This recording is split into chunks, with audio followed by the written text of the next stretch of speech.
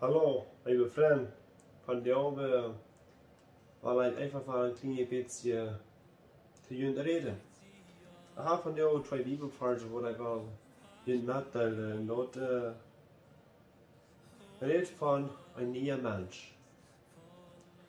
In 2 Korinther kapitel 4 vers 17. Dat zegt door, da wetend, wanneer in Christus is, dan is hij een nieuwe mens. Dat wat hij vorher weer, is niet meer. Hij is nu wat niet geworden. In mijn leven passiert mal wat ik niet verstaan kan. Ik krijg in mijn leven in de vrede aan, wat ik de mensen niet uitspreken kan, wat dat ik in mijn leven. Ik krijg wunderbare grote vrede. Weet je waarom dat weer dat ik die vrede heb? Dat weer, wens ik blijven doen.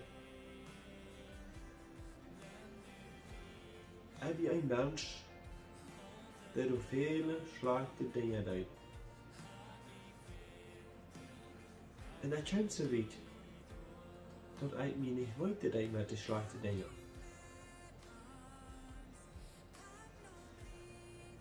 Dan word ik aan,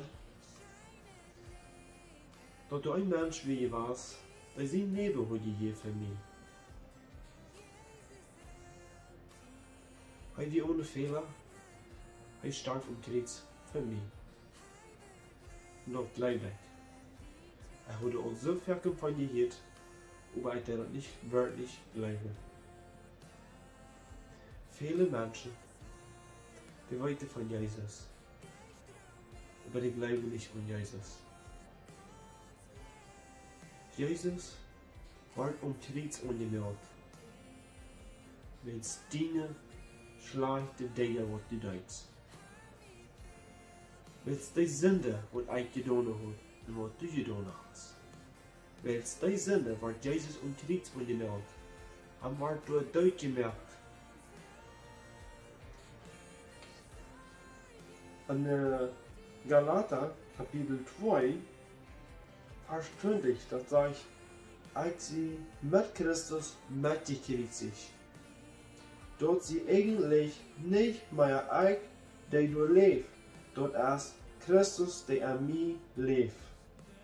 Dort Leben, dort ich am Fleisch lebe, lebe ich am Glauben und Gott singen sehen, der mir Gott wir in sich selbst für mich handgeeft. Jesus, hij starb am Kreuz. Hij geeft zijn leven voor mij en die. Dat ik en du weer sicher zijn. Dat ik en du weer een dag zijn in Himmel zijn. Wenn es hij zegt dat hij wil im Himmel Vater für mich und für die an je steht reinmerken. Ist das nicht wunderschön? Ich lade dich an, nach der kommen. Im Himmel. Wir haben nicht viel Zeit in diesem Leben. Da kommen wir für die zu Luzern. Dass du die Sache, wie du warst sein, weil du in unseres hast dich gestorben.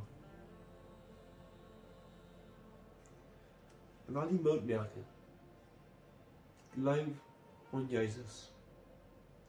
Glaub an ihn, was er für dich getan hat. Hij leeft die Seier. We hebben van Jezus geloven en aan nog volgen. We hebben meer mensen dat zeggen dat Jezus voor onze zonde gestorven is. Gottes Segen.